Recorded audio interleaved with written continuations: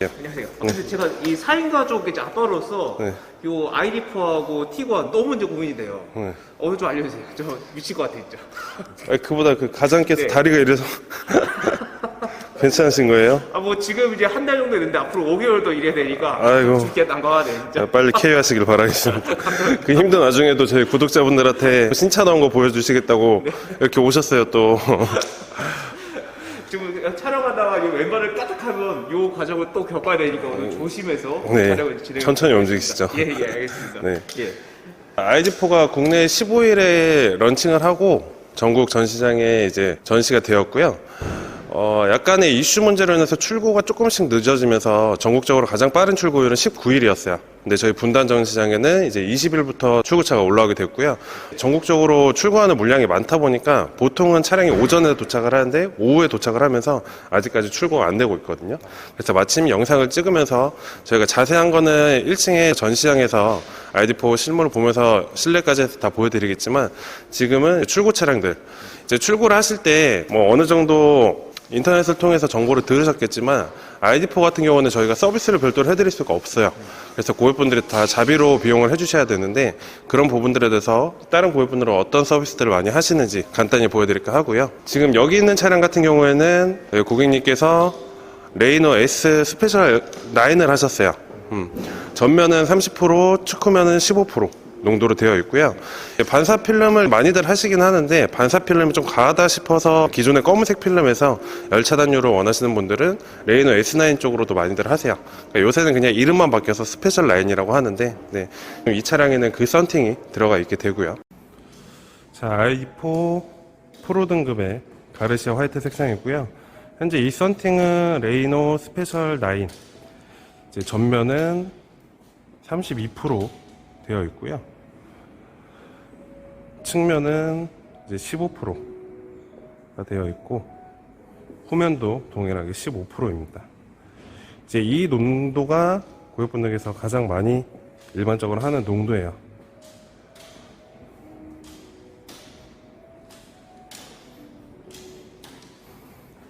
이거는 현재 외관에서 보여드리는 영상이고 실내에 앉아서 실내 시인성을 한번 보여드리겠습니다.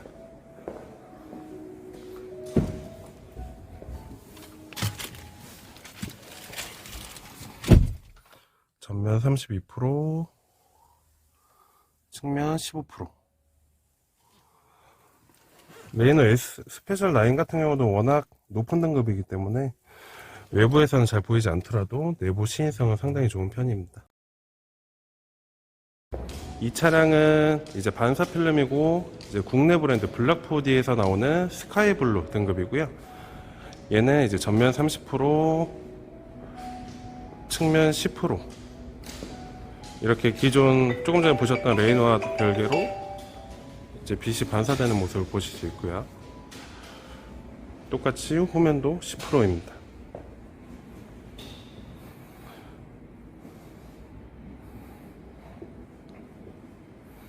반사 필름 보시는 분들은 고가의 제품 말고도 2등급 이 제품으로 보신다면 금액 대비 상당히 만족도를 느끼실 거고요.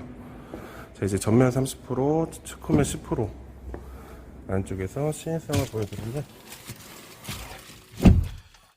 이것도 보시다시피 외부에서는 잘 보이지 않지만 시인성은 상당히 좋습니다. 거의 썬팅이 안 되어 있는 느낌처럼 보이실 거예요. 블락포디 브랜드는 올해 국내에서 출시된 브랜드인데 요새 대부분 수입차에서도 많이 밀고 있어요.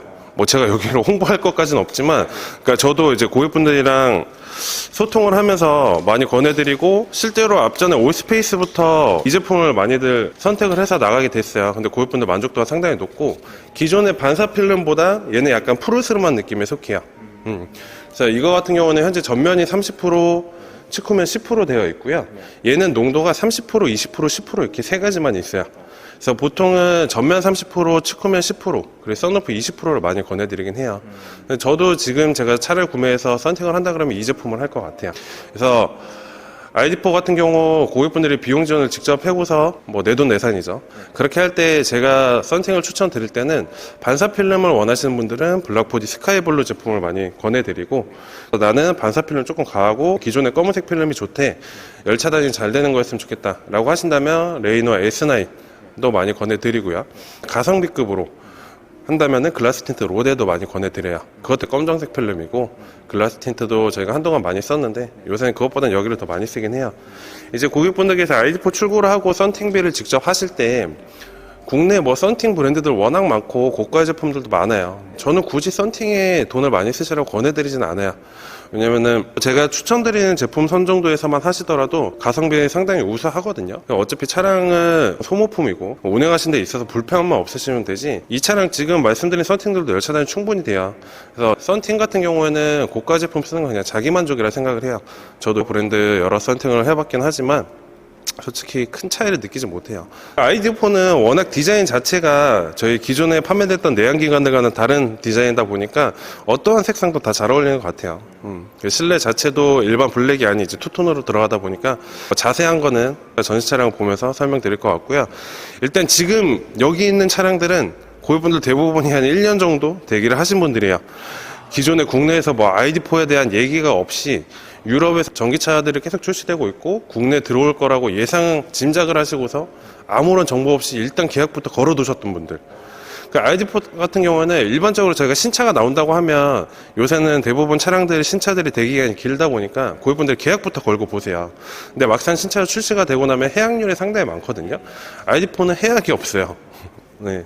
오는 족족 다 받으시겠다고. 그래서 저희가 전시차가 들어오고부터 출시 시점까지는 그래도 계약을 넣으면은 내년 2분기 정도 받으시겠지 했어요. 근데 전시차 들어오고 한 3일 남짓 만에 계약 물량이 너무 많이 되면서 지금은 계약을 하시더라도 약간 계약이 없는 상황이긴 합니다. 그래서 지금 영상 같은 경우는 어찌됐건 저희가 조금 늦긴 했죠. 네, 기자님 몸도 그렇고 제 약간 이슈들로 조금 영상을 늦게 찍게 되긴 했는데, 폭스바겐 ID4라는 전기차가 나왔다, 이거를 이제 점유주는 카시트에도 또 기록을 해야 되기 때문에 이렇게 찍는 거고요. 사실상 계약 같은 부분에 있어서는 상당히 지연되고 있어서 그 점은 참고를 해주셔야 될 것 같아요. 사실 어떤 뭐 상품성 좋아, 출고 대기 기간도 요 두 차를 고르는 데 있어가지고 결정적인 또 그 요소가 될 거예요. 그렇죠. 예. 요 차는 도대체 지금 계약한다고 하면 어느 정도 걸리나요? 지금 ID4 같은 경우에는 화이트 색상 하실 거면 안 하시는 게 나아요.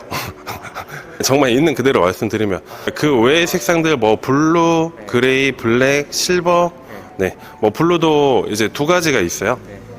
약간 하늘색 느낌의 블루가 있고 진한 색상의 블루가 있기도 하고, 화이트 색상을 제외하고는 그래도 계약이 들어가면은 내년 한 3분기, 4분기 빨라야 그 정도예요. 화이트 색상은 내년도 기약이 없는 거고, 솔직히 그 외 색상들도 장담드릴 수는 없어요. 근데 화이트에 비해서는 대기가 좀 적은 편이다. 그래서 여기서 갑자기 올스페이스가 튀어나오는 이유는 그거죠. 당연히 ID4를 보시는 분들은 뭐 테슬라 모델 3라든가 아니면은 5 그리고 EV6 급에서 이제 보실 건데, 전기차들이 다 오래 걸리기 때문에 특히나 국산차도 오래 걸리고, 근데 막상 ID4 출시됐다 그래서 와서 봤더니 상품성도 비교했을 때 괜찮고 그래도 걔네보다 되게 좀 빠르네 해서 대부분 걸어두셨는데 지금 그 이상이 뛰어넘어 버리는 거죠. 그래서 저희 폭스바겐에 와서 ID4를 보러 왔을 때 대기간이 너무 길다라고 판단을 하신다면 권해드릴 수 있는 부분은 그거에 대한 대안 방안으로 얘 보조금 받으면 한 4천 중반까지 내려가기 때문에 비슷한 금액으로 보면 티구안을 보는 게 맞는데, 전기차랑 디젤이랑 비교를 하실 건 아니잖아요. 여기는 이게 이제 티구안이고 옆에 올스페이스죠. 그리고 또 ID4가 티구안보다 조금 더 공간성이 더 나와요. 그런 부분들을 고려를 했을 때 전기차 너무 오래 걸린다, 근데 이거 뭐 요 정도 급의 공간성 이런 거 가져간다고 하면 올스페이스를 권해드릴 만 하다는 거죠. 올스페이스 자체도 즉시 출고되는 건 아니에요. 얘도 지난달에 출시가 되면서 고객분들이 보고 만족성을 느끼고 기존에 없었던 가솔린이 들어옴으로써 더 많은 분들이 찾아주고 계시고, 그래도 전기차에 반해서는 대기가 적은 편이죠.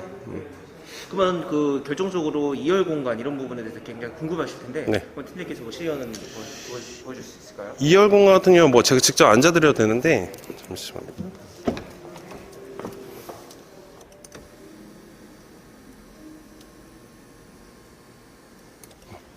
일반적으로 조수석을 이렇게 앉는다고 했을 때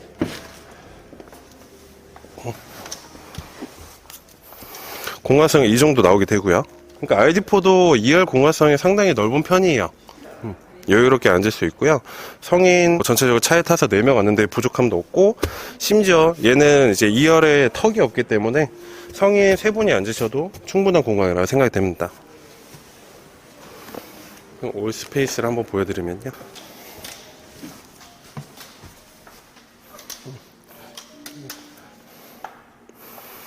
2열 공간성 자체는 올스페이스랑 ID4랑 큰 차이를 두진 않아요. 그러니까 공간성 자체는 충분히 활용을 하실 수 있다고 생각을 하고요.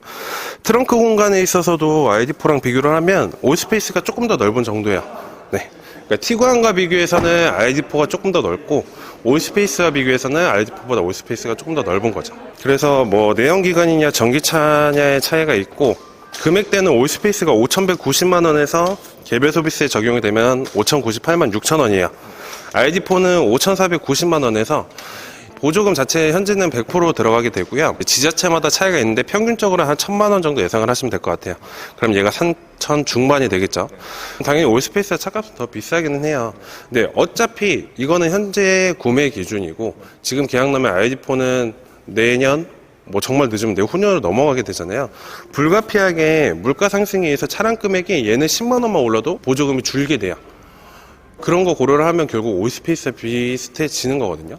그러니까 금액 부분에 있어서는 그렇게 봐주셔야 될 것 같고요.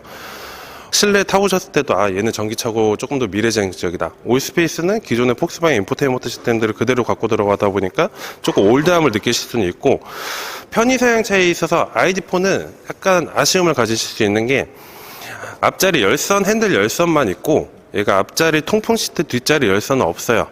헤드업 디스플레이도 빠져 있고요. 그 부분은 조금 아쉬우실 수 있어요. 아무래도 보조금 100% 맞추려고 옵션을 조금 빼고 들어오지 않았나 개인적인 생각이 들고요.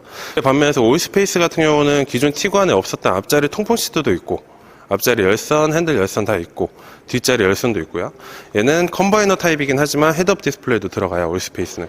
근데 ID4는 또 아쉽게 헤드업 디스플레이도 빠져 있고, 편의 사용 부분에 있어서는 올스페이스가 조금 더 낫다라고 보실 수는 있어요. 뒷자리 열선도 또 중요하게 생각하시고, 또 날씨가 추워지기 때문에 그게 중요하다고 생각하실 수밖에 없고, 통풍 시트 같은 경우도 우리나라는 이제 사계절이 있다 보니까 또 지구 온난화 때문에 요새 여름도 상당히 덥잖아요. 네.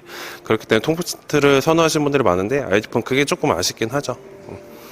사실 저는 오늘 영상을 이제 찍으면서 머리가 굉장히 혼란스러워졌어요. 네. 만약 제가 진짜 고객을 생각하면 네. 엄청 어려운 선택일 것 같아요. 그러니까 실용적인 건 당연히 이 티구안 올스페이스를 가야 되는데, 네. 이 ID4 디자인이나 어떤 뭐 미래지향적인 뭐 성능, 맞습니다. 이런 거 보니까, 네. 야, 이거 1년 기다려야 되는데. 고민되실만 하죠. 네, 정말 고민될 것 같아요. 네. 그 팀장님 입장에서 각각 어떤 분들한테 추천을 해주실 수 있어요? 그러니까 제가 말씀드린 것처럼 이거요. 전기차 비교하시는 분들은 전기차를 살라고 전기차를 비교하는 거예요. 걷다 대고서 뭐 내연기관차를 갖다 붙일 수는 없죠. 근데 뭐 아이오닉 5, EV6, 테슬라, 그리고 뭐 벤츠 EQA도 있을 거고, 뭐 ID4 전기차 비교하는데 뭐 다들 아시겠지만 1년, 2년 걸려요. 전기차량들이 대부분 찾으신 분들이 그만큼 많기도 하고. 근데 우리가 또 생각을 해보면 또 차를 급하신 분들은 지금 당장 전기차 구매하기가 힘든 상황이기도 하고, 제가 아까 말씀드린 것처럼 나는 뭐 우리 집은 차가 여러 대인데 뭐 전기차 이제 한 대 구매를 해놓고 가까운 거리는 그렇게 충전하면서 다니고 싶다라고 하신 분들은 뭐 어차피 급하신 거 아니니까 기다리신 다음에 전기차를 구매하시면 될 것 같고, 그래서 나는 차를 빨리 필요로 하기도 하고 패밀리카로 사용을 하지만 우리 가족은 여행도 많이 다니고 한다, 그런 용도라고 하면은 아직까지는 전기차는 시기상조라고 생각을 해요. 우리나라의 그 인프라 구축 문제에 있어서. 왜냐면 우리가 기존의 내연기관 같은 경우는 휘발유든 디젤이든 주유소 가서 한 5분이면은 주유하고 또 가던 길 가면 되는데, 전기차 같은 경우는 뭐 강원도로 가든 뭐 경상도로 가든 전라도로 가든 충청도로 가든 이렇게 간다라고 했을 때 언젠가 한 번이든 두 번이든 이제 충전을 하는데 그 충전 시간이 또 만만치는 않죠. 네. 그런 부분에 있어서는 아직까지는 이제 패밀리카로 여행을 자주 다니시는 분들은 내연기관을 보시는 게 맞다라고 생각을 하고요. 그 안에서도 정말 주행이 많아서 내가 영업적이든 뭐 어디 장거리 주행이 많으신 분들은 연비 주행을 필요로 하시면 아직까지도 디젤을 보시는 게 맞고요. 그래서 지금 ID4를 보러 왔는데 차는 마음에 들지만 너무 오래 걸린다. 하신 분들에 대한 방안으로 그냥 저희 브랜드 자체적으로 봤을 때 말씀드린 거예요. 올스페이스를 보실 수 있다라고 말씀드리는 겁니다. 왜냐면 항상 저희가 영상을 찍으면서 말씀드리지만 그게 비교할 대상이냐라고 하실 수 있어요. 근데 사람 개개인의 성향이 다르고 필요로 하는 용도가 다르잖아요. 그렇기 때문에 충분히 비교를 할 수 있다라고 생각을 해요. 그러니까 저희 전민주는 카시트에서는 뭐 고객님들이 생각하시는 상식을 벗어난 그런 비교도 가능하다라고 말씀드리고 싶어요. 네. 그래서 ID4를 보러 오셨다가 올스페이스 보신 분도 간간히 있어요. 아, 너무 오래 걸리네요. 근데 차가 좀 빨리 필요로 하긴 하는데, 근데 뭐 공간성 같은 거 비슷하고, 금액 어차피 내년에 만약에 올라서 보증 안 된다 그러면 큰 차이 없기 때문에 그렇게 보실 수 있을 것 같습니다. 그 저희 다음 영상 또 이제 예고를 드려야 되는데 네. 지금 현재 그 속수마겐 전 시장에는 이제 ID4가 전국 그 시승차, 네. 기자단지 그 인플루언서 시승행사 때문에 다 맞습니다. 나가 있어서 현재 저희가 시승을 못 하고 저희가 이제 다다음 주 정도에 이제 요 이제 ID4를 실제로 이제 주행을 하면서 이제 그 영상을 이제 찍을 거예요. 근데 그 영상에 제가 되게 특별하게 생각하는 이유가 뭐냐면 어쨌든 뭐 이제 그 기자단 시승행사나 인플루언서 시승행사는 각 한 2-3시간 타고 그걸 리뷰를 이제 진행하는 거지만 네. 우리 팀장님이랑 2주 후에 이제 그 진행하는 이유는 2주 동안 많은 고객분들의 피드백도 듣고 그쵸. 실제로 뭐 가장 또 많이 타보실 수밖에 없잖아요. 네네. 동행 시승하면서 그때 느꼈던 뭐 장점 그리고 좀 아쉬운 점 이런 부분들을 또 짚어가지고 여러분들께 또 좋은 정보를 찾아뵙겠습니다. 네. 그래서 지금은 솔직히 말씀드려서 ID4를 실물로 보면서 하나하나 찝어드리고 싶지만 지금 대부분 유튜브나 뭐 SNS에 많이 올라가 있을 거예요. ID4 차량에 대한 정보들은. 그래서 저희는 굳이 지금 그걸 다루지 않는 부분도 있고 저희도 기존 내연기관들과 다르게 폭스바겐에서 국내 처음 출시한 전기차기도 하고 솔직히 말씀드려서 아직 저희가 이 차량에 대한 기능들 이런 게 전부 숙지를 하기가 힘든 상황이에요. 왜냐면은 처음에 출시가 되고서 대부분 내연기관들은 저희가 비슷비슷하기 때문에 신차가 나오더라도 바로바로 숙지가 돼요. 근데 얘는 아예 시스템 자체가 다르기도 하고 저희 브랜드에서는 처음 전기차기도 하고 저희가 오면은 많이 만져봐야 되는데 전시차는 전시차대로 고객분들이 워낙 많이 방문을 하니까 저희가 일일이 만져볼 시간이 없어요. 그냥 고객분들 보시기에 응대를 해야 되니까. 그래서 시승차를 가지고서 좀 짬을 내가지고 공부를 해봐야 되는데 시승차는 또 지금 기자단 시승이 나가 있어가지고 미디어 시승 행사에 나가 있어서 지금 전국적으로 출고하시는 분들도 그렇고 영업사원들이 약간 지식이 조금 잘 안 되어 있을 수도 있어요. 그 차량 설명 드린 거 있어서 그런 부분도 좀 양해를 부탁드릴게요. 그래서 지금 영상에서는 저도 말씀 주신 2주 기간 동안 차량을 충분히 만져보고 정보를 습득을 한 다음에 제가 직접 체험을 해본 거에 대해서 이 다음 영상을 한번 찍어보도록 하겠습니다. 내 차처럼. 아, 그럼요. 내 차처럼. 네, 잡아 넘기면 제가 이거 교육을 할 때 테슬라 모델 3랑 아이오닉이랑 EV6랑 ID4 이게 4개의 시승을 직접 해봤어요. 긴 시간은 아니었지만 이제 번갈아가면서 다 해봤는데 저는 개인적으로 예전부터 전기차를 안 좋아했어요. 제가 예전에 쉐보레 전기차를 한번 타봤을 때 그 회생제동 시스템 때문에 그런지 내연기관들은 엑셀을 밟다가 발을 띄면은 서서히 쭉 멈춰가는 느낌이 있는데 전기차는 발을 띄면은 뭔가 울컥하면서 금방 멈춰버리는 느낌 있잖아요. 이게 말로 설명드리기 힘든데 저는 그 느낌이 너무 싫고 울렁거리더라고요. 그래서 저는 전기차를 아직도 선호하지 않았는데 이번에 부득이 ID4가 출시되면서 여러 경쟁 차량들을 타보니까 그냥 저희 차라서가 아니라 얘는 그런 느낌이 덜 하더라고요. 그래서 저는 개인적으로 이게 좋았어요. 그러니까 비교했을 때 그냥 간단하게 설명드리면 이런 고속주행, 이런 밟는 느낌에 있어서는 테슬라가 좋았던 것 같고요. 화려함이나 이런 건 아무래도 아이오닉이나 EV6가 화려했던 것 같고 ID4는 뭔가 귀엽장하면서도 점잖고 정말 실용적이고 저는 그런 주행 부분에 있어서 만족도는 얘가 제일 좋았다고 생각을 해요. 그렇게 해서 봐주시면 될 것 같습니다. 감사합니다. 감사합니다. 네.